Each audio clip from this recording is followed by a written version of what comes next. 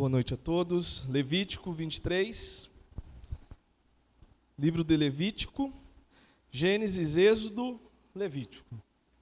Capítulo 23, do verso 33 ao 44. E com isso, nós terminamos o capítulo 23 e temos poucos capítulos para finalizar o livro de Levítico. Então, para quem não lia Levítico na leitura anual, pelo menos agora, passamos aí em cima, né? Estudando o livro todo. Levítico 23, 33 a 44 diz: Disse mais o Senhor a Moisés: Fala aos filhos de Israel, dizendo: Aos 15 dias deste mês, do mês sétimo, será a festa dos tabernáculos ao Senhor, por 7 dias. Ao primeiro dia haverá santa convocação, nenhuma obra servil fareis. 7 dias oferecereis ofertas queimadas ao Senhor. Ao dia 8º tereis santa convocação e oferecereis ofertas queimadas ao Senhor.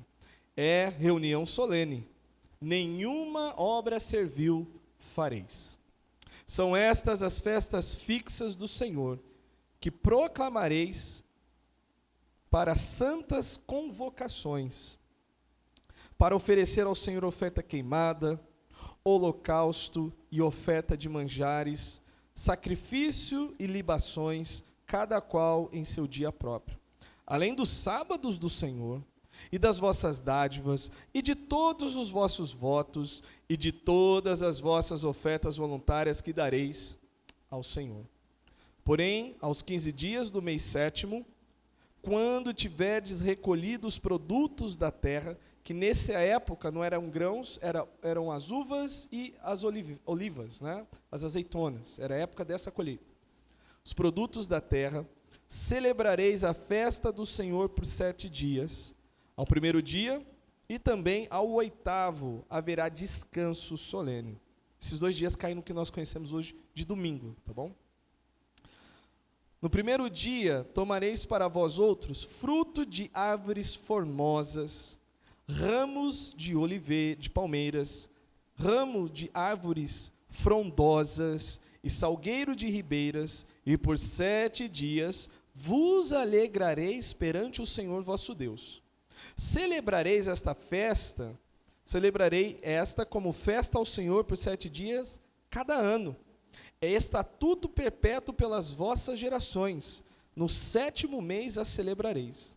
7 dias habitareis em tendas de ramos.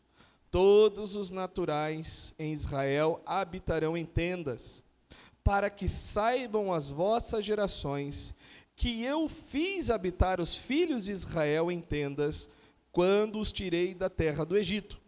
Eu sou o Senhor vosso Deus. Assim declarou Moisés as festas fixas do Senhor aos filhos de Israel. Oremos. Nos alegramos em Ti, Senhor, como o texto diz, que na Sua presença há alegria e na Sua destra delícias perpetuamente, como diz o Salmo 16. Não queremos estar nos Teus atos, estar diante do Senhor com o coração triste.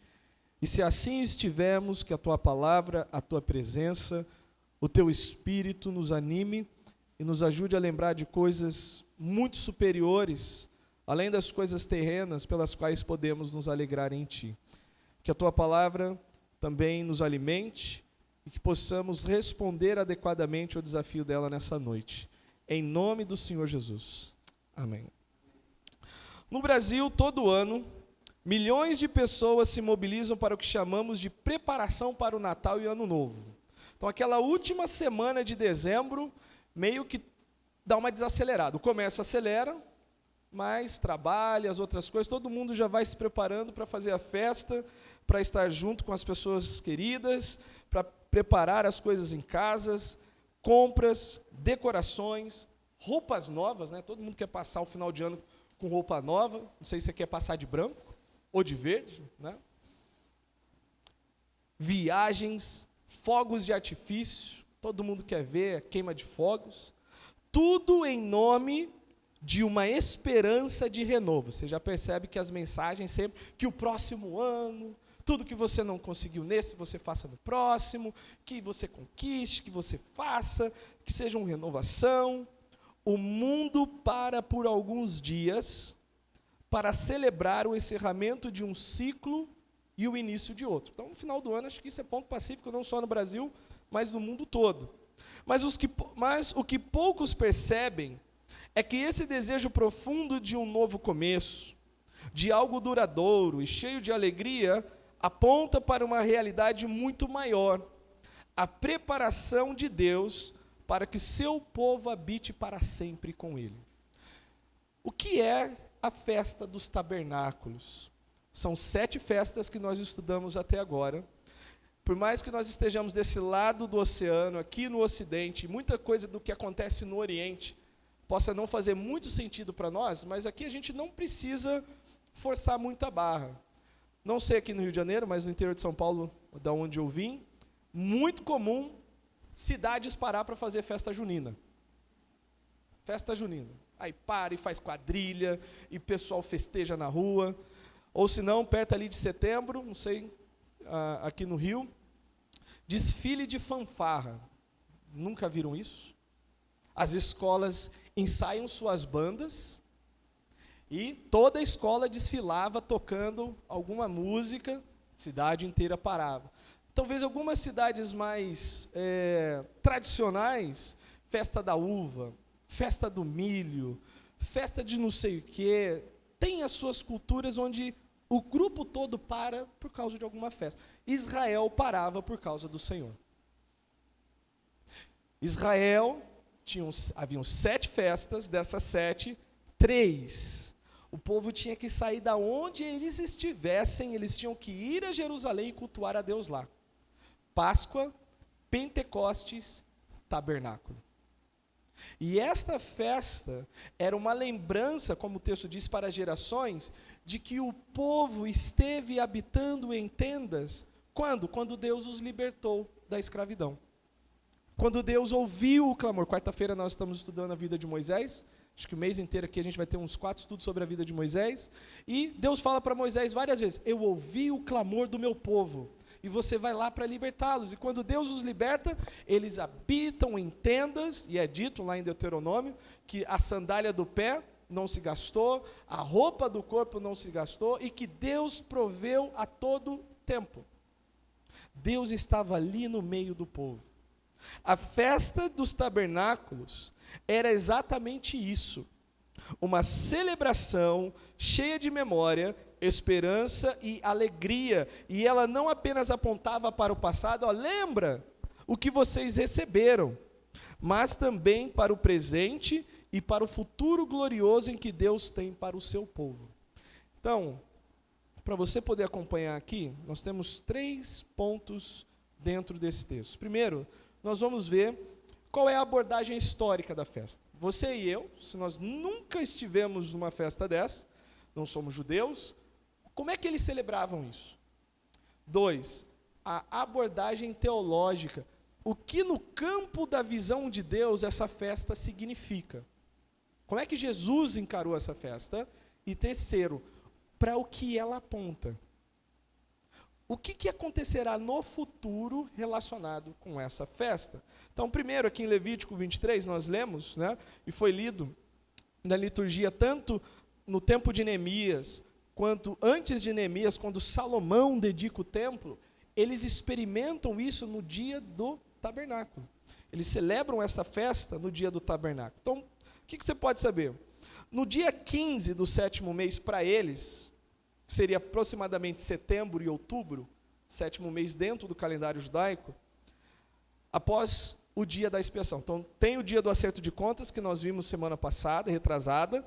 15 dias depois dessa festa, eles tinham que celebrar essa festa.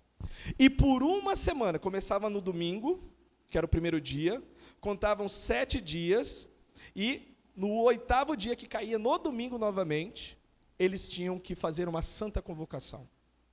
Durante 7 dias, os israelitas habitavam em tendas feitas com ramos, lembrando o tempo no deserto após eles terem saído do Egito. O pastor Kilko, que a princípio estará aqui no Brasil por 2 semanas, e ele é um americano enviado para trabalhar com judeus aqui no Rio de Janeiro, enquanto ele esteve aqui por mais de 40 anos.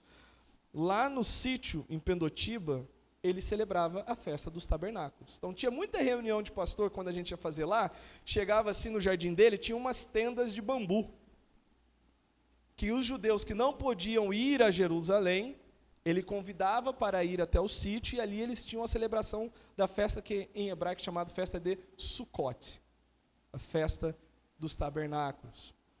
Uma única festa onde Deus ordena alegria, Levítico 23:40, e vos alegrareis perante o Senhor vosso Deus por 7 dias. Nenhuma das outras festas.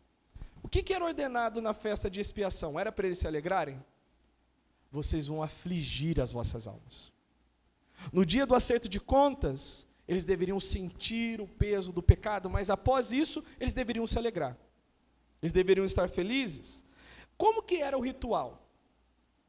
Eles tinham que usar 4 espécies de árvores: cidra, palmeira, mirto e salgueiro. Eu vou poupar vocês dos nomes hebraicos aqui. 3 ramos eram segurados com a mão direita, e na esquerda um ramo. E o povo agitava assim, em todas as direções, e a ideia por trás disso era celebrando a presença de Deus em toda parte. Então, quando eles pegavam esses ramos, usavam no alto, o que eles queriam dizer é: Deus está presente em toda parte. Uma outra coisa muito interessante que acontecia, Cleiton, você passou lá pelo tanque de Siloé? É longe do templo? Se lembrar o caminho? Os levitas, com roupa especial, nesse dia, eles iam com um jarro de prata, iam até o tanque de Siloé, todos os levitas designados, enchiam aquelas bacias e iam até o altar. Nesse meio tempo, alguns outros levitas estavam tocando no caminho, e isso era uma procissão no meio de Jerusalém. Imagina que lindo que era isso. Imagina a beleza que era essa festa. Os levitas passando, e esse tanque de Siloé foi o rei Ezequias que fez. Ele foi, tinha uma outra nascente, ele fez uns túneis por baixo para chegar nesse tanque, porque quando Israel estava sitiada, eles não podiam sair para buscar água. Então foi uma forma deles terem água dentro dos muros. Uma outra questão interessante é que quando Jesus cura um cego de nascença, ele fala: vá ao tanque de Siloé. Sabe o que significa Siloé? Enviado. Ou seja, eu sou o enviado do Pai. E aí o cego vai lá, se lava. Eu fico aqui, eu tentei ficar pensando na imagem dessa festa. Todo mundo parado, os levitas passando, as trombetas, porque os levitas usavam trombetas nesse dia, convocando o povo. Outros levitas cantando. Davi tinha feito instrumentos para alguns levitas, e a cidade parava por 1 semana. E isso se repetia por 1 semana. Lá no livro de Crônicas, quando é falado do sacrifício que Salomão fez, ele demorou 7 dias fazendo o sacrifício, porque foram 22 mil bois e 120 mil ovelhas. Não dava para queimar tudo isso num dia. Ele passou a semana toda. Ele fez por ele e pelo povo. A provisão do rei por ele e pelo povo. Então, o cortejo dos sacerdotes ao tanque de Siloé para buscar água em vasilhas de prata. Essa água era derramada no altar, simbolizando gratidão pelas chuvas e provisão no deserto. Eu quero que você guarde essa palavra chuva. Quando a gente chegar no apontamento profético, vocês vão entender por quê. Mas eles estavam celebrando o fim do ciclo da colheita e agradecendo o seguinte: nós colhemos porque Deus abençoou. Nós colhemos porque Deus mandou água, mandou chuva. E eles estão num lugar favorável para a chuva? Não, estão no deserto praticamente. Mas também antecipando a futura provisão. No pátio das mulheres, que lá no templo de Salomão havia o pátio das mulheres, grandes candelabros iluminavam Jerusalém. Os levitas louvavam com música e tochas em meio à celebração. E aí, como eu mencionei, 2 eventos históricos. Quando Salomão consagra o templo, o último dia dessa consagração cai na festa dos tabernáculos. Por isso que é dito no texto que Salomão despediu cada um para a sua tenda, não para a sua casa. Cada um para a sua tenda, e eles foram cheios de alegria. E quando Neemias vem e restaura os muros de Jerusalém, juntamente com Esdras, eles estão com o povo, eles lembram o seguinte, que a lei de Deus tinha que ser lida para o povo de 7 em 7 anos. E exatamente naquele dia em que eles iriam celebrar a festa do tabernáculo, era o 7º ano, onde o que Esdras faz? Todo mundo fica de manhã até a tarde, e ele lê a lei de Deus, e ele dá explicações para que o povo entendesse. Que dia que cai? Dia do tabernáculo. Por isso que Neemias fala, vocês não podem se entristecer hoje.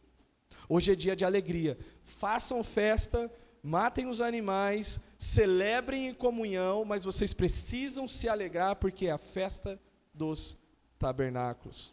Pois bem, isso é a visão histórica. O povo, mesmo que tivesse casa, eles iam para o pátio das suas casas e ficavam ali para lembrar, olha, nós temos uma casa porque Deus nos libertou e cuidou de nós no deserto. Ok, qual é a abordagem teológica, então? O que isso diz sobre Deus? O que isso revela sobre Deus? Lá em João 7, se vocês lembrarem no versículo 37, 38 e João 8, 12, Jesus está na festa dos tabernáculos. Os irmãos de Jesus não acreditavam nele no início, não sei se vocês lembram. Os irmãos de Jesus chegam para Jesus e falam, olha, se tu és mesmo quem tu diz ser, por que vai ficar aqui? Vai lá e faz na frente de todo mundo. Mostra para todo mundo quem tu és. Mas nem eles acreditavam nele. Jesus primeiro pensa, não vou, depois ele vai. E não avisa que ele vai. E quando ele está lá, tem 2 dizeres muito importantes. O verso 37 e 38 diz, se alguém tem sede, venha a mim e beba. Quem crer em mim, como diz a Escritura, do seu interior fluirão rios de água viva. Dentro do contexto da festa de tabernáculo, imagina os fariseus ouvindo isso. Como assim ele está falando da água? Lembra, os levitas iam lá, pegavam água e derramavam como libação, falando, olha, a provisão de Deus. João 8,12, quem me segue não andarás nas trevas, mas terá a luz da vida. Tinha uns candelabros grandões lá, né, e aquelas luzes. Então, os judeus ligaram os pontos. Jesus está dizendo que ele é quem cuidou do povo no deserto, que deu água, que como uma tocha, uma coluna de fogo, guiou o povo no deserto. Jesus está dizendo, tudo que essa festa representa, eu sou. Tudo o que essa festa representa, eu sou. Êxodo 12, vocês não precisam ler, né, mas eu vou mencionar. Êxodo 13, 21, 14, 19 e 14, 24, todas elas falam o seguinte, por exemplo, Êxodo 13, o Senhor ia adiante em uma coluna de nuvem de dia e de fogo à noite. Êxodo 14, 19, a coluna se interpôs entre Israel e os egípcios. Êxodo 14, o Senhor da coluna de fogo confundiu o inimigo. Novamente, a festa dos tabernáculos é para lembrar que Deus esteve no meio do povo, que Ele os guiou com a sua luz e os protegeu com a sua presença, como também a ideia da água, vocês podem lembrar no deserto, da onde que a água saiu? Da rocha. Deus saciou a sede do povo. E por último, para o que essa festa aponta? Então, quando a gente fala de explicação profética, nós estamos seguindo o seguinte: cada evento da festa tem uma relação direta com Jesus. Jesus vira para os fariseus, fala, olha, tudo o que a lei aponta eu sou. Eu sou a realidade. Paulo fala que a lei é a sombra e Jesus é essa realidade. Então nós temos dois textos, um é em Zacarias 14. Então você pode abrir no meio da Bíblia, aí temos Mateus, Malaquias, Zacarias. Zacarias 14. Lembra que eu falei da chuva, para vocês guardarem a ideia da chuva? Zacarias 14, 16 a 19.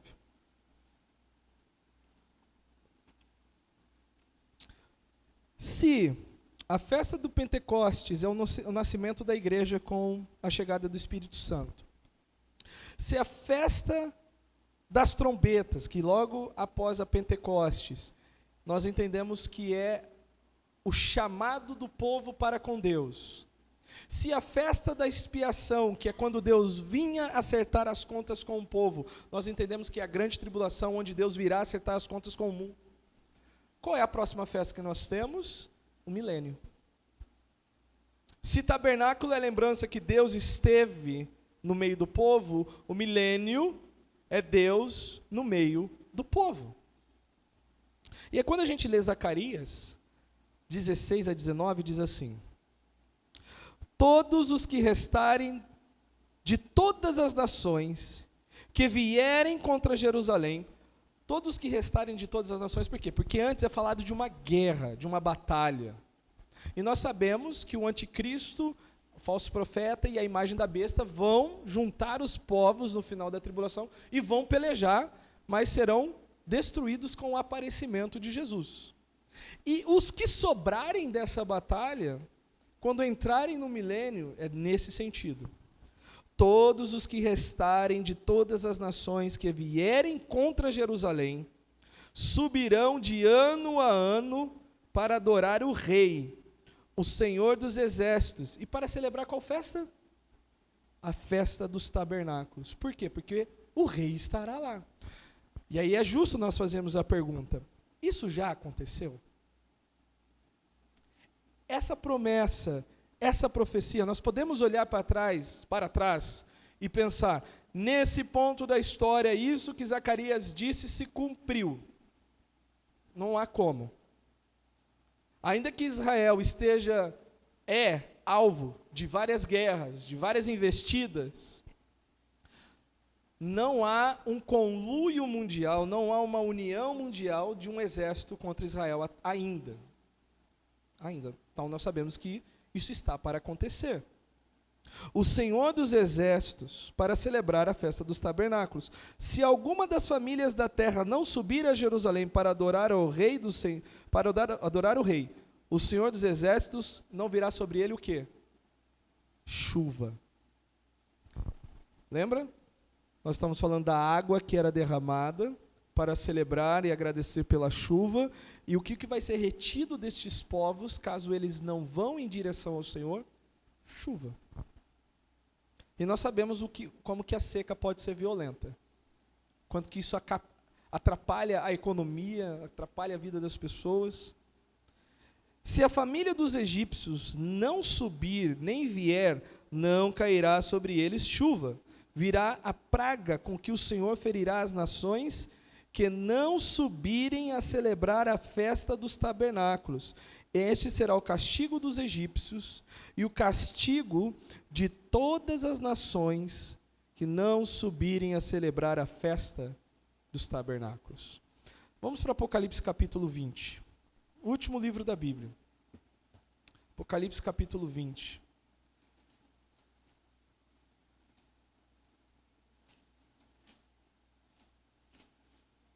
Os versos de 1 a 6.